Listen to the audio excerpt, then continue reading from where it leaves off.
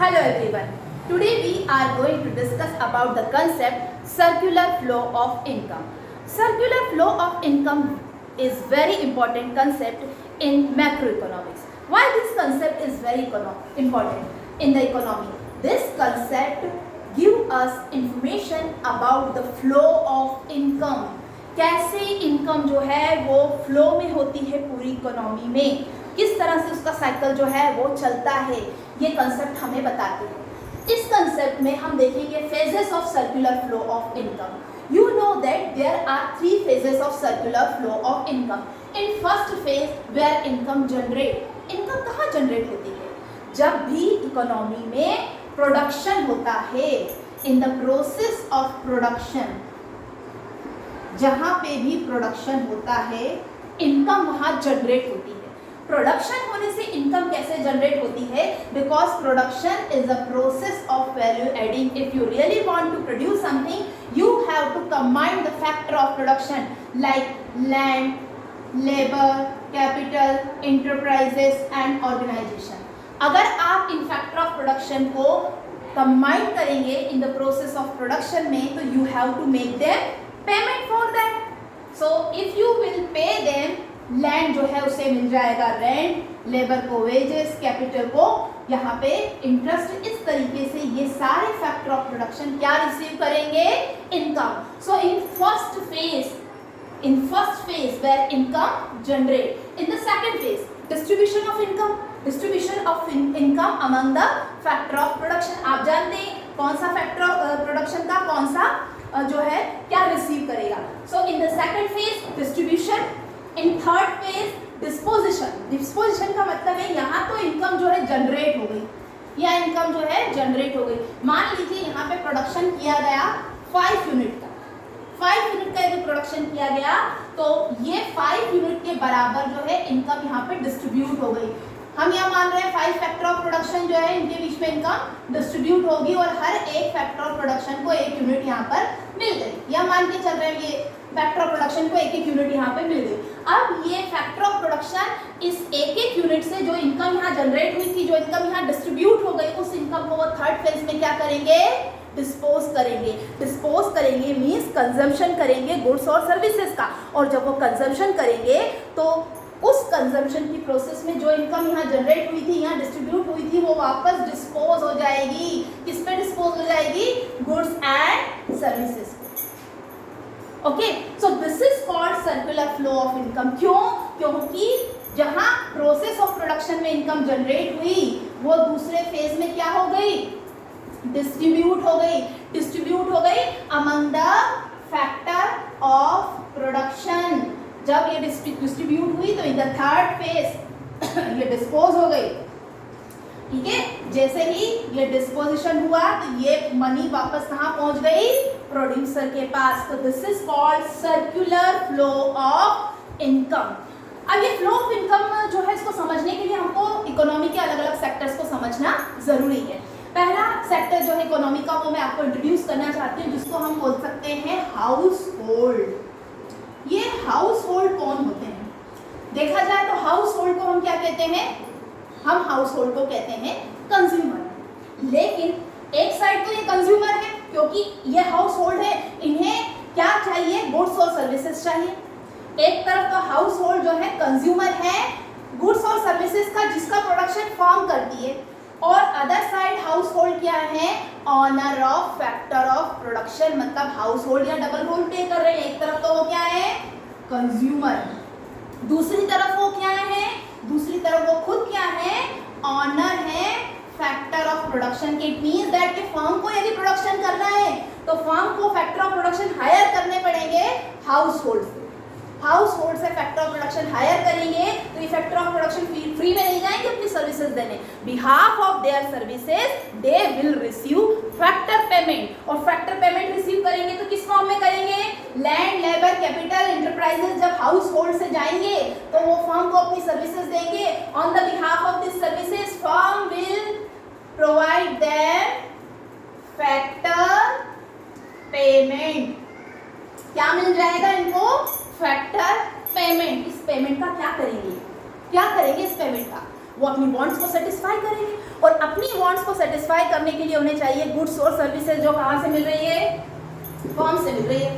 Firm क्या goods और services इनको बिना किसी चीज के, बिना किसी प्रलोभन के दे देगी? नहीं, फर्म को पेमेंट करना पड़ेगा। तो ये जो पेमेंट यहाँ से लेके आए थे वो पेमेंट वापस किसके पास जाने वाला है? फर्म के पास, क्योंकि अब ये हाउस होल्ड क्या करने वाले हैं? Expenditure on goods and services. जैसे इन्होंने एक्सपेंडिचर किया ऑन गुड्स और सर्विसेज, तो जो मनी फर्म से हाउस होल्ड के पास आई थी वही मनी वापस किसके पास पहुंच गई है? हाउस होल्ड के पास पहुंच गई है। तो you can identify the interdependency between house hold and firm. House hold firm के बीच में जो इंटरडिपेंडेंसी उसको आप बहुत अच्छे से यहाँ पे देख पा रहे हैं। तो यहाँ आपको टू सेक्टर अच्छे से समझ में आ गए। पहला फैक्टर जो है हाउस होल्ड है, जो कि एक तरफ कंज्यूमर है। कंज्यूमर किसका है? उन गुड्स और सर्विसेज का जिसका प्रोडक्शन कौन कर रहा है? फर्म। दूसरी तरफ हाउस होल्ड क्या है? Owner of factor of production. तीसरी तरफ अगर हम फर्म की बात करें तो फर्म भी डबल रोल प्ले करता है। फर्म डबल रोल क्यों से प्ले करता है? एक तरफ तो फर्म जो है गुड्स और सर्विसेज का प्रोडक्शन करता है, तो वो प्रोड्यूसर हो गया। दूसरी तरफ फर्म खुद अपने आप में कंज्यूमर है। किस तरह कंज्यूमर है? वो कंज्यूमर किसका है? फैक्टर सर्विसेज का, क्योंकि ये फर्म प्रोडक्शन नहीं कर सकती अगर ये हाउस होल्ड जो है अपनी फैक्टर सर्विसेज इस फर्म को नहीं दे। क्योंकि हम अच्छे से जानते हैं कि प्रोडक्शन क्या है? Production is a process of value addition. Production की प्रोसेस में ऐसा कुछ नहीं है, कोई जादू की छड़ी नहीं है प्रोडक्शन की आपने जादू की छड़ी घुमाई और कुछ भी जो है इकोनॉमी में ऑल सडन प्रोड्यूस हो जाएगा, ऐसा नहीं है। Production is a process of value addition. In the process of production, what you have to do? You have to combine the factor of production, and behalf of their factor services, you will pay them. Okay तो ये जो दो sector है इनके बीच में money का circulation कैसे होता है ये आप अच्छे से समझ चुके हैं। ये हम दो सेक्टर की बात कर रहे हैं, ठीक है। इन दो सेक्टर के बीच में एक और चीज़ होती है जिसको हम बोल सकते हैं फाइनेंशियल मार्केट। हमने क्या कहा? यहाँ से इनकम का एक्सपेंडिचर हुआ, फर्म के पास आ गई, फर्म ने फैक्टर पेमेंट दिया, हाउस होल्ड के पास चला गया। It is not that much simple. आपको जो इनकम रिसीव होती है उस इनकम का पूरा के पूरा पार्ट आप कभी एक्सपेंडिचर नहीं करते। We know that income has two part. Suppose income, Y denotes to income, Y is equal to C plus S. आपकी इनकम के दो पार्ट होंगे, एक कंजम्पशन और दूसरा सेविंग। कंजम्पशन, अगर आपको 100 रुपीज़ इनकम मिलती है और आपने 70 रुपीज़ का कंजम्पशन कर लिया तो बाकी का 30 रुपीज़ जो है वो आपकी क्या हो गई? सेविंग हो गई। अब ये सेविंग जो है इसका रोल यहाँ पे दिखाई नहीं दे रहा। इसका रोल दिखाने के लिए हमको एक चीज़ और यहाँ लेकर आनी पड़ेगी जिसको हम बोलते हैं फाइनेंशियल मार्केट, जिसको हम कह सकते हैं पूरा बैंकिंग सिस्टम। अब हाउस होल्ड भी अपनी सेविंग कहाँ करेंगे? फाइनेंशियल मार्केट में।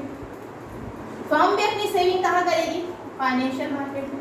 फर्म को यदि इन्वेस्टमेंट करना है, उसके लिए पैसा चाहिए, तो फर्म बोरोइंग कहाँ से करेगी? फाइनेंशियल मार्केट में से। यहाँ पर भी आप देख सकते हैं कि सेविंग जो है वो हाउस होल्ड से फाइनेंशियल मार्केट की तरफ और फर्म से फाइनेंशियल मार्केट की तरफ सेविंग आ रही है, और यहाँ से यहाँ बोरोइंग, ये बोरोइंग कर रहे हैं। तो इस तरीके से यहाँ फाइनेंशियल मार्केट आपको इंट्रोड्यूस हो गया।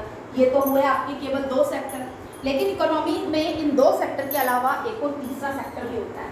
कौन सा सेक्टर होता है? वो होता है गवर्नमेंट सेक्टर। कौन सा सेक्टर होता है? Government sector. ठीक, हाउस होल्ड और फर्म के बीच में इंटरडिपेंडेंसी जानने के बाद हम देखेंगे कि गवर्नमेंट क्या क्या रोल प्ले करता है। एक तरफ हमने कहा हाउस होल्ड है जो कि कंज्यूमर है, जिसको हम सी से डिनोट कर देते हैं, हाउस होल्ड और कंज्यूमर ना। एंड फर्म क्या है? प्रोड्यूसर है। तो प्रोड्यूसर क्या करते हैं? इन्वेस्टमेंट करते हैं। अगर मैं कहूँ कि हाउस होल्ड क्या एक्सपेंडिचर कर रहे हैं, तो हाउस होल्ड जो एक्सपेंडिचर करेंगे उसको कहेंगे कंजम्पशन, और फर्म जो एक्सपेंडिचर करेगा उसको कहेंगे इन्वेस्टमेंट। अब गवर्नमेंट सेक्टर जो है, जो जिसको हम थर्ड सेक्टर मान के चल रहे हैं, गवर्नमेंट जो है वो एक्सपेंडिचर करेगा उसको क्या कहेंगे? गवर्नमेंट जो एक्सपेंडिचर करेगा उसको क्या कहेंगे? गवर्नमेंट जो एक्सपेंडिचर करेगा उसको हम कहेंगे सी प्लस आई, क्योंकि गवर्नमेंट जो है वो कंजम्पशन पे भी एक्सपेंडिचर करती है और इन्वेस्टमेंट पे भी एक्सपेंडिचर करती है। गवर्नमेंट ऑफिसेस को रन करने के लिए, गवर्नमेंट एम्प्लॉयज़ को सैलरी देने के लिए सरकार जो पैसा खर्च करती है वो गवर्नमेंट का कंजम्पशन एक्सपेंडिचर कंसिडर होगा। लेकिन यदि कोई फ्लाईओवर बनाना है, कोई ब्रिज बनाना है, डैम बनाना है, गवर्नमेंट हॉस्पिटल बनाना है, गवर्नमेंट कॉलेजेस बनाना है, कोई प्रॉपर्टी अगर गवर्नमेंट बिल्ड करती है उसको गवर्नमेंट का इन्वेस्टमेंट एक्सपेंडिचर करेंगे। तो गवर्नमेंट इन दोनों प्रकार के कार्यों को संपादित करती है, इसीलिए सी प्लस आई हम बोल सकते हैं गवर्नमेंट का काम, और उसको कंबाइंड अगर हम बोलना चाहें तो इसको जी बोल सकते हैं हम, गवर्नमेंट का एक्सपेंडिचर। ये सी प्लस आई दोनों होता है। सी प्लस आई का मतलब नहीं कि सी वाले साइड का प्लस होता है, नहीं, इसका मतलब ये है कि गवर्नमेंट कंजम्पशन एक्सपेंडिचर भी करती है और इन्वेस्टमेंट एक्सपेंडिचर भी करती है। ये तो हुई 3 सेक्टर इकोनॉमी। अब इस 3 सेक्टर के इकोनॉमी के अलावा एक और सेक्टर होता है। Nowadays we all are living in age of globalisation. हर प्रकार की इकोनॉमी आज जो है ओपन इकोनॉमी है, और इस ओपन इकोनॉमी में हमें विश्व के अन्य देशों के साथ अपने संबंध रखने होते हैं, व्यापारिक संबंध रखने होते हैं। तो ये जो व्यापारिक संबंध जब हम दूसरे देशों के साथ रखते हैं तो हम उसको ROW, रेस्ट ऑफ वर्ल्ड की तरह से दिखा सकते हैं, विश्व के अन्य देश ROW। अब इस ROW, पहला सेक्टर तो हो गया हाउस होल्ड, दूसरा सेक्टर हो गया फर्म, तीसरा सेक्टर हो गया गवर्नमेंट और चौथा सेक्टर हो गया ROW। ROW का क्या रोल है? ओके, आपकी कंट्री में जो प्रोडक्शन हो रहा है, ये जो फर्म जो प्रोडक्शन कर रही है, इस प्रोडक्शन को अगर वो विदेशों में भेज देती है तो इसको टेक्निकल टर्म्स में हम कहते हैं एक्सपोर्ट हो रहा है। क्या बोलते हैं? एक्सपोर्ट हो रहा है। ओके, एक्सपोर्ट जब होता है तो आप भेजते सामान है और आता क्या है? मनी। आप सामान एक्सपोर्ट करते हैं, not only goods, services also. जब आप गुड्स और सर्विसेज का एक्सपोर्ट करते हैं तो उसके बिहाफ में आपको मनी मिलती है। तो एक्सपोर्ट जो है उसको हम क्या कंसिडर करते हैं कि आपकी इकोनॉमी में उससे क्या हो रहा है? इनफ्लो हो रहा है। उसी तरीके से जब आप इंपोर्ट करते हैं, बाहर की इकोनॉमी में से कुछ सामान आपके देश में आता है, चाहे वो फर्म मंगवाए, चाहे वो गवर्नमेंट मंगवाए, चाहे वो हाउस होल्ड मंगवाए, तो उसको हम क्या कहते हैं? इम्पोर्ट्स। ये इम्पोर्ट्स जब होते हैं तो इन इम्पोर्ट्स के माध्यम से हमारे देश का पैसा जो है दूसरे देश में चला जाता है, जिसको हम आउटफ्लो बोलते हैं। ठीक है, तो हमको एक चीज़ तो समझ में आ गई कि ये जो 4 सेक्टर है इनमें एक इंटरडिपेंडेंसी बनी हुई है। अब एक चीज़ और यहाँ पे थोड़ी देखने लायक है कि क्या ये गवर्नमेंट जो है इसका इम्पैक्ट इन हाउस होल्ड और फर्म पे पड़ता है? ऑब्वियसली पड़ता है। क्यों? क्योंकि ये जो फर्म गवर्नमेंट है ये हाउस होल्ड पे टैक्स जब लगाती है, आप लोगों को सबको पता है टैक्सेस क्या होते हैं। जब गवर्नमेंट को रेवेन्यू जनरेट करनी होती है तो गवर्नमेंट हाउस होल्ड पे टैक्स लगाती है और हाउस होल्ड के अलावा फर्म पे भी टैक्स लगाती है।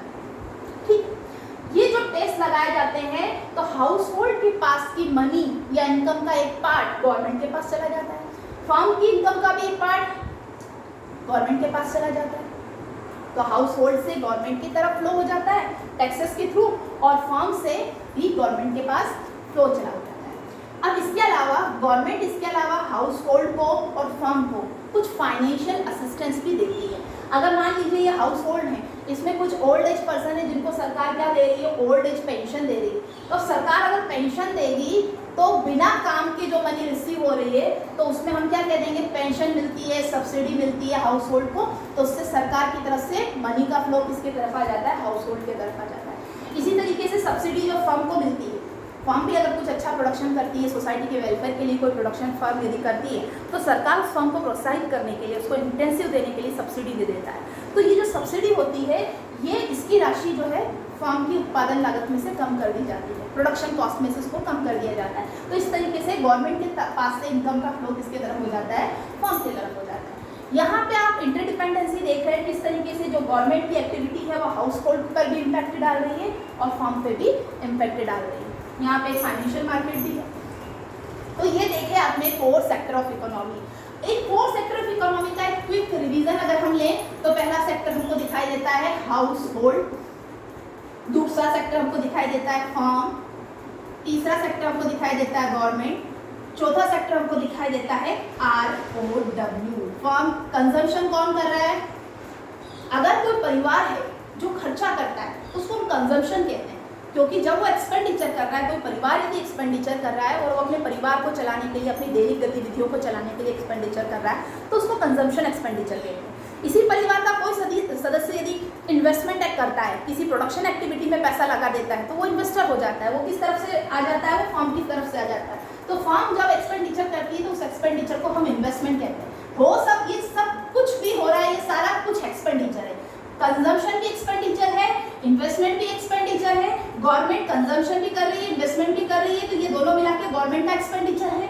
ROW में एक्सपोर्ट माइनस इंपोर्ट, तो ये आपका ROW का एक्सपेंडिचर दिखाई दे रहा है। तो कुल मिला के ये चारों क्षेत्र जो होते हैं किसी भी इकोनॉमी के, ये चारों क्षेत्र मिलकर जब एक्सपेंडिचर करते हैं तो इनकम का फ्लो जो है इकोनॉमी में बना रहता है।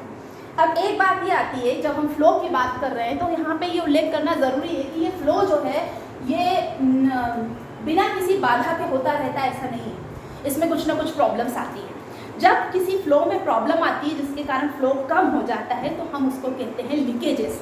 ठीक है, जैसे कोई पाइप है उसमें कोई भी लिक्विड जो है वो जा रहा है, उसमें अगर आप छेद कर देंगे तो उससे हम जो पानी का फ्लो कम हो जाएगा तो हम उसको लीकेज कहते हैं। तो इसी तरीके से जो सर्कुलर फ्लो ऑफ इनकम की बात कर रहे हैं इसमें भी कुछ लीकेजेस होते हैं। ठीक है, तो लीकेजेस की बात करें तो हाउस होल्ड एरिया में कौन सा लीकेजेस हो सकता है? ये हाउस होल्ड है, ये कंज्यूमर है, ये एक तरफ owner of factor of production है। ओके, तो ये हाउस होल्ड को इनकम मिल रही है फर्म से। इस हाउस होल्ड को इनकम मिली फर्म से, मान लीजिए इस हाउस होल्ड को फर्म से इनकम मिली 100 की और इसने 100 की इनकम जो है उसका खर्चा नहीं किया, पूरी इनकम को खर्च नहीं किया, 100 रुपीज़ में से 20 रुपीज़ को क्या कर लिया? सेविंग कर लिया। तो सेविंग क्या हो जाएगा? लीकेजेस, क्योंकि इसने फ्लो को क्या कर दिया? कम कर दिया। होना क्या चाहिए था?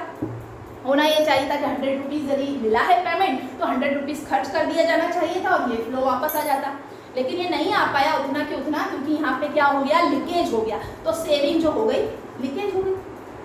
ओके, तो पहला हो गया सेविंग, जो लीकेजेस है, हाउस होल्ड की सेविंग जो है वो लीकेजेस है। ठीक, अगर ये जो सेविंग है जो 20 रुपीज़ है, ये 20 रुपीज़ यदि फाइनेंशियल मार्केट में चला जाता है और ये फाइनेंशियल मार्केट से अगर किसी को बोरोइंग कर दी जाती है और वो इन्वेस्टमेंट कर देता है 20 रुपीज़ का, तो वो जो इन्वेस्टमेंट है उसको हम क्या कहेंगे? इंजेक्शन। मतलब वो फ्लो को क्या कर देगा? बढ़ा देगा। तो इस तरीके से, इसी तरीके से ये जो गवर्नमेंट है, जब इस हाउस होल्ड को 100 रुपये इनकम मिल रही है, गवर्नमेंट ने अगर 10 रुपीज़ का टैक्स लगा दिया, 10 रुपीज़ का टैक्स लगा दिया, इसका मतलब ये हाउस होल्ड जो है इसके पास अब खर्च करने के लिए कितना रुपया बचा? 90 रुपीज़। तो इस हाउस होल्ड की डिस्पोजेबल इनकम अब कितनी है? Only 90 rupees. इसका मतलब टैक्स ने हाउस होल्ड की इनकम में जाके होल कर दिया, जो पाइपलाइन थी उसमें जाके छेद कर दिया और लीकेजेस शुरू हो गया। तो टैक्सेस जो होते हैं उसको हम लीकेजेस बोलते हैं। ठीक है, क्योंकि उसने फ्लो को क्या कर दिया? इनकम के कम कर दिया। ठीक है, इसी तरीके से अगर सरकार इनको सब्सिडी दे देती तो सब्सिडी को हम क्या कंसिडर करेंगे? सब्सिडी को हम कंसिडर करेंगे इंजेक्शन। ओके, अब ये तो बात हो गई। अब ROW पे अगर हम आ जाएं तो एक्सपोर्ट को हम क्या मानेंगे? क्योंकि हम एक्सपोर्ट कर रहे हैं तो पैसा हमारे देश में आ रहा है, तो इसको हम मानेंगे इंजेक्शन। और इंपोर्ट को हम क्या मानेंगे? लीकेजेस, क्योंकि इंपोर्ट करने से पैसा हमारे देश से बाहर जा रहा है, लीकेजेस मानेंगे। तो यहाँ पे एक छोटा सा इंट्रोडक्शन आपको इंजेक्शंस और लीकेजेस का भी हो गया। तो आई होप आप लोगों को ये कंसेप्ट अच्छे से समझ में आई होगी, जिसमें हमने इकोनॉमी के 4 सेक्टर का एक इंट्रोडक्शन लिया और देखा कि सर्कुलर फ्लो ऑफ इनकम में इनकम जो है इन चारों सेक्टर के बीच में किस तरह से फ्लोट होती है और कौन से फैक्टर हैं जो इनके फ्लो को बढ़ा देते हैं, जिनको हम इंजेक्शंस कहते हैं, और कौन से फैक्टर हैं जो इस फ्लो को कम कर देते हैं, जिनको हम लीकेजेस कहते हैं। तो इसी के साथ ये कंसेप्ट यहाँ पे हम ख़त्म करते हैं।